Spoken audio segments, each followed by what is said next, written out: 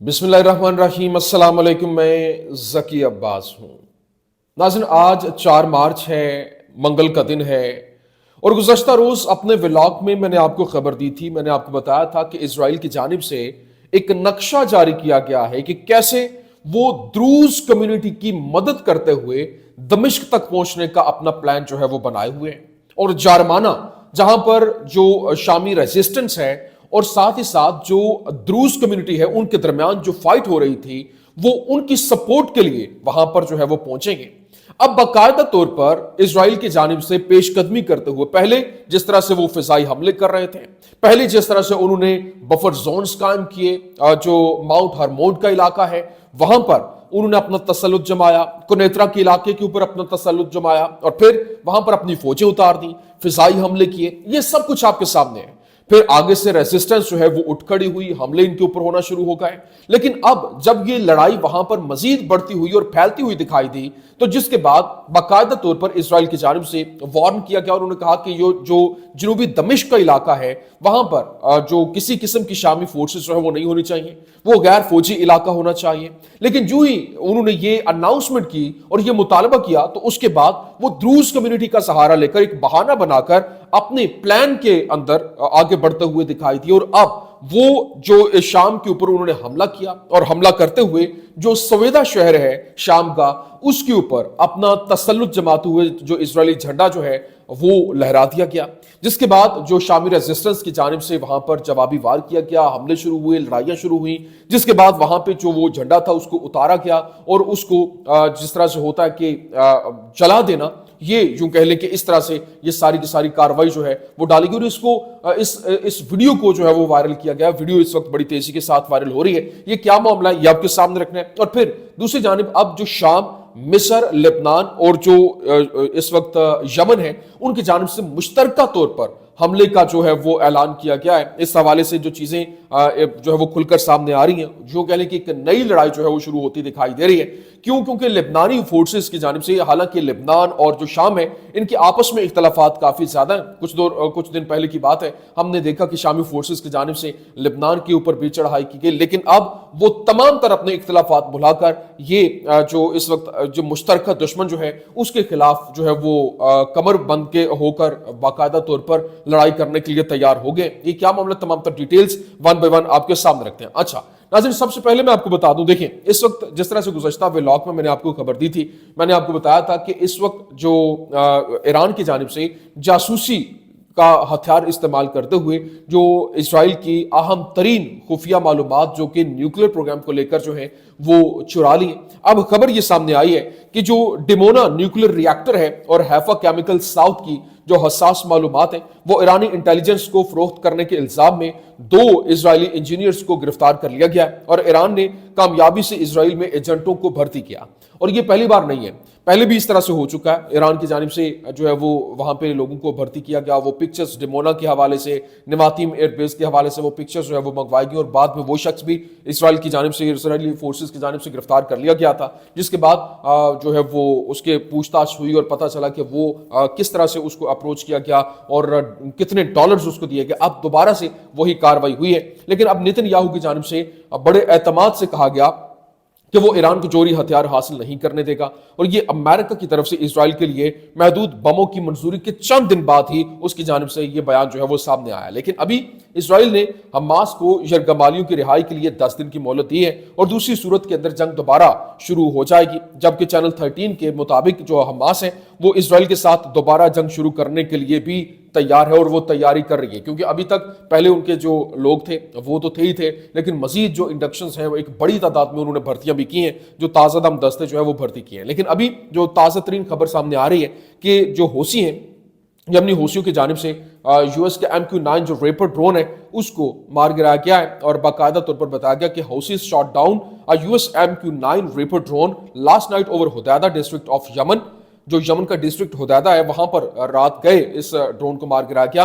Since November 2023, the Houthis have shot down 15 MQ-9 drones. Each drone cost $33 million. मतलब जो एक drone है वो $33 मिलियन का है। और अभी तक जो 2023 नवंबर 2023 से लेकर अब तक 15 MQ-9 ڈرون جو ہیں وہ گرائے جا چکے ہیں۔ لیکن ابھی جو سب سے امپورٹنٹ خبر ہے جو کہ آپ کے سامنے رکھنا بڑا ضروری تھا، جو کہ شام کا علاقہ ہے، اس وقت اسرائیل جنوبی شام میں جنوبی لبنانی فوج کی پراکسی فورسز کی طرح ایک پراکسی ملٹری فورس قائم کرنے کی کوشش کر رہا ہے جو جنوبی لبنان پر قبضے کے لیے استعمال ہوتی ہے۔ لبنان میں اسرائیلی تسلط کے تحت زندگی جو ہے وہ ایک پالیسی کے طور پر چلائی جا رہی ہے، اور اب دھمکیاں اور پھر دہشت جو ہے وہ اسرائیلی تسلط کی اطاعت کرنے والوں کو خوش کرنے اور سہولت فراہم کرنے کے لیے یہ پوری کی پوری پلاننگ جو ہے وہ ترتیب دی گئی۔ لیکن اس پالیسی کے ساتھ اسرائیلی کاروباری اور اداروں کے ساتھ اقتصادی تعاون کو مجبور کرنے کے لیے جو ہے وہ استعمال کیا جا رہا ہے، اور پھر اسکولوں کے اندر بچوں کو بھی وہی جھوٹی کہانیاں اور وہ ایک غلط تاریخ جو ہے وہ پڑھائی جا رہی ہے۔ لیکن ابھی جو شام ہے، شام کا علاقہ ہے، شہر ہے سویدا، وہاں پر سویدا شہر کے گول چکر کے اوپر نامعلوم افراد کی جانب سے جو ایک اسرائیل کے جھنڈے کو وہاں پر جو ہے وہ لہرایا گیا تھا، اور کیونکہ چوک کے اوپر وہ پرچم جو ہے وہ لہرا دیا گیا کیونکہ ان کی جانب سے پیش قدمی جو ہے وہ کی جا رہی ہے۔ پہلے بھی باقاعدہ طور پر یہ پلاننگ جو ہے وہ ترتیب دی گئی تھی، اور باقاعدہ طور پر بتایا گیا تھا کہ کوئی بھی جو اس وقت جنوبی دمشق کا علاقہ ہے وہاں پر غیر فوجی علاقہ یہ ہونا چاہیے، کسی قسم کی جو شامی فورسز ہیں وہاں پر نہیں ہونی چاہیے۔ لیکن اب یہ ایک شامی ساتھی تھا جس نے سویدا کے اسرائیلی پرچم جو ہے اس کے اوپر بلند کیا، اور جنوب میں اسرائیل کی اس تحریک کو شامی مقامی لوگوں کے ذریعے فوری طور پر بند کرنے کی ضرورت ہے۔ بصورت دیگر جو ہے وہ یوں کہہ لیں کہ ہم 1980 کی دہائی کے اندر لبنانی جو قبضے، لبنانی تسلط کی طرح ایک جو ہے وہ مقبوضہ علاقے کی طرف بڑھ رہے ہیں، لیکن اس سے بھی زیادہ خطرناک ہے کیونکہ حتمی مقصد جنوبی شام کو مقبوضہ مشرقی شام میں امریکی زیر قیادت ملیشیا سے جوڑنا ہے، اور پھر ڈیوڈ کوریڈور جو ہے وہ بنانے کی کوششیں جو ہے وہ ہو رہی ہیں۔ لیکن اس کو لے کر اب باقاعدہ طور پر حزب اللہ کی جو عہدیدار ہیں نواف الموسوی، اس کی جانب سے کہا گیا کہ ہم شامی سرزمین کے اتحاد کے ساتھ ہیں اور دمشق کے ساتھ کام کرنا اور کسی بھی تقسیم کو روکنے کے اختلافات سے بالاتر ہو کر ہم مشترکہ دشمن کے خلاف حملہ کرنے کے لیے تیار ہیں اور مل کر لڑنے کے لیے تیار ہیں۔ لیکن صرف شام کی آواز جو ہے وہ بن کر احتجاج کے لیے اٹھ سکتے ہیں اور اپنا راستہ جو ہے وہ خود طے کر سکتے ہیں، انہیں کوئی اور نہیں بچا سکتا۔ کیونکہ عالم برادری کے وعدے سے بار بار کھوکھلے ثابت ہوتے رہے ہیں، اور اب حقیقی چیلنج جو ہے ان کے اتحاد کو بحال کرنے اور اپنی خود مختاری کو بحال کرنے میں ہے۔ اور یہ ساری کی ساری کہانی اس بات کا خاکہ پیش کرتی ہے کہ شامی قوم کے لیے اپنی خود مختاری پر دوبارہ دعویٰ کرنے کا واحد آپشن ہے۔ لیکن ابھی دمشق کے گورنر جو مرحان مروان ہے، اس نے NPR سے کہا کہ ہمیں اسرائیل سے کوئی خوف نہیں ہے اور ہمارا مسئلہ اسرائیل سے نہیں ہے، اور ہم کسی ایسی چیز میں مداخلت نہیں کرنا چاہتے جس سے اسرائیل کی سلامتی یا کسی دوسرے ملک کی سلامتی کو خطرہ ہو۔ ہم امن چاہتے ہیں اور ہم اسرائیل کے مخالف یا کسی کے مخالف نہیں ہو سکتے۔ ان کی جانب سے ایک اچھی سٹیٹمنٹ دی گئی، لیکن وہ یہ نہیں جانتے کیا قرآن پاک میں جس طرح سے اللہ پاک نے فرما دیا کہ یہ یہود و نصارہ جو ہے وہ کبھی بھی آپ کے دوست نہیں ہو سکتے، تو آپ دوستی کی پینگیں بڑھانے کی جو کوششیں کرتے ہیں اس کا الٹا یہ گلے ہی پڑنا ہے۔ لیکن ابھی جو اس بات کو نوٹ کرنا چاہیے کہ اگر آپ اس ادارے کو یقین دلاتے ہیں جو اس وقت لبنان اور فلسطین کی خود مختاری کی خلاف ورزی کر رہا ہے، انسانی حقوق کے قوانین کو پامال کرتا ہے، اور پھر گریٹر اسرائیل کے منصوبے کو پورا کرنے کے لیے علاقائی توسیع کو مسلسل جو ہے وہ کوشش کر رہا ہے کہ آپ انہیں خطرے کے طور پر نہیں دیکھتے، تو آپ کا بھی وہی انجام ہوگا اور بڑھتی ہوئی فہرست میں آپ بھی شامل ہو جائیں گے۔ لیکن 1974 کی علیحدگی کے معاہدے کی اب تحلیل ہو چکی ہے۔ اب 1974 میں علیحدگی کا جو معاہدہ ہوا تھا اسرائیل اور شام کے درمیان، جو اسرائیل اور شام کے درمیان دشمنی کو روکنے کے لیے کام کیا گیا تھا، ایک اہم جو ایسکیلیشن اور بین الاقوامی جو قوانین کی خلاف ورزی کی نشاندہی کر رہا ہے، اور اسرائیل نے حالیہ برسوں کے اندر متعدد بار اس معاہدے کی خلاف ورزی کی، لیکن موجودہ سیاق و سباق کو دیکھتے ہوئے ایک ہی ماہ کے اندر اس کی تعداد جو ہے وہ آپ دیکھیں کہ متعدد بار خاص طور پر انہوں نے جو وہاں پر خلاف ورزی کی، اور جو کہ تشویشناک ہے۔ اب بشار الاسد کی معزولی کے فوراً بعد اسرائیل نے اپنی سرحدوں کی حفاظت کے بہانے شام بھر کے اندر فوجی مقامات کے اوپر بمباری کرنے میں کوئی وقت ضائع نہیں کیا، اور پھر اسرائیل تاہم ایک موقع پرست ادارہ ہے جس کی یوں کہہ لیں کہ غیر ملکی سرزمین پر بغیر کسی نتیجے کے تسلط بنانے کی ایک طویل تاریخ ہے، اور فلسطین اور گولان کی پہاڑیاں اس کی اہم ترین مثالیں بھی ہیں۔ اور جو بات میں 1967 کی 6 रोजा जंग के दौरान गैर कानूनी तौर पर तसल्लुत जो है वो कर लिया गया था। अब इसराइल मजीद आगे बढ़कर शाम में दाखिल हो गया है और 3 गवर्नरेट्स के ऊपर उसने अपना तसल्लुत जो है वो जमा लिया है। माउंट हरमोन के ऊपर अपना तसल्लुत जमा लिया, जो कि शाम के लिए एक स्ट्रेटेजिक नुकसान भी है। और फिर HTS को दमिश्क के जुनूब में अबूर न करने का हुक्म जो है वो दिया गया है और जनूबी शाम की मुकम्मल गैर फौजी कार्रवाई का मुतालबा भी किया गया है, जबकि शाम की नई इंतजामिया ने अभी तक इन मुतालबात पर एहतजाज नहीं किया है। जबकि इस वक्त ये लड़ाई जो है वो मजीद शिद्दत इख्तियार करती हुई दिखाई दे रही है। शामी रेजिस्टेंस, शामी जो वहाँ पर लोग हैं वो उठना शुरू हो गए।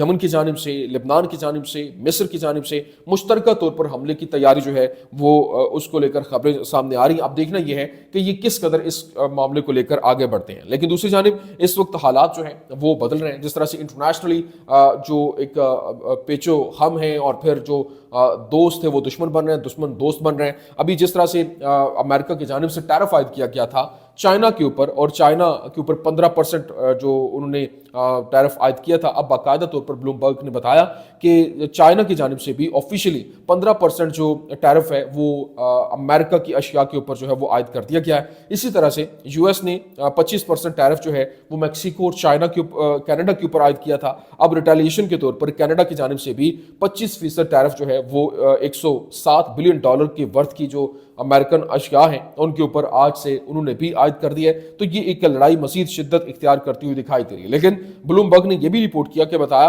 कि प्रेसिडेंट ट्रंप की जानिब से बाकायदा तौर पर यूक्रेन को मिलिट्री एड जो है वो भी रोक दी गई है। तो ये कैसे पूरी का पूरा मंजरनामा जो है वो तेजी के साथ तब्दील हो रहा है। ट्रंप आज उस वक्त अपना गुस्सा खो बैठे जब ज़ेलेंस्की ने कहा कि रूस के साथ कोई जंगबंदी नहीं होगी, जिसके बाद उन्होंने सच सोशल मीडिया पर भी ऐलान किया और ये सबसे एक बुरा बयान है जो ज़ेलेंस्की ने दिया था और अमेरिका इससे ज्यादा देर तक बर्दाश्त नहीं करेगा। ये वही है जो कहा जा रहा था कि ये आदमी उस वक्त तक अमन नहीं चाहता जब तक इसे अमेरिका की हिमायत हासिल है। और यूरोप ने ज़ेलेंस्की से मुलाकात में साफ साफ कहा कि वो अमेरिका के बगैर काम नहीं कर सकता है। शायद वो रूस के खिलाफ एक अजीम ताकत का बयान है जो जाहिर करने के लिए दिया गया है। अब सोच भी मामला जो है वो डिफरेंट पड़ रहे हैं और अभी व्हाइट हाउस रूस पर पाबंदियां नरम करने के ऊपर भी गौर कर रहा है, जबकि खबरसां इदारे रॉयटर्स की जानिब से रिपोर्ट किया गया और उसने ज़राए का हवाला देते हुए बताया कि अमेरिका रूस पर मुमकिन तौर पर पाबंदियों में नरमी के लिए एक मनसूबा तैयार कर रहा है। क्यों? क्योंकि इस वक्त सदर डोनाल्ड ट्रंप मॉस्को के साथ ताल्लुकात की बहाली और यूक्रेन में जंग को खत्म करने की कोशिश कर रहे हैं। और वाज़ेह रहे कि व्हाइट हाउस ने महकमा खारजा और महकमा खजाना को पाबंदियों की फहरिस्त तैयार करने की हिदायत की है जिनमें नरमी की जा सकती है। तो ये जनाब वाला इस वक्त का सिनेरियो है। ये इस वक्त के अहम तरीन अपडेट्स थी, मैंने कहा मैं आपके सामने रख दूं। उम्मीद करते हैं वीडियो आपको पसंद आई होगी। पसंद आने की सूरत में लाइक कीजिए, शेयर कीजिए और हमारे चैनल को सब्सक्राइब करना मत भूलिएगा। शुक्रिया।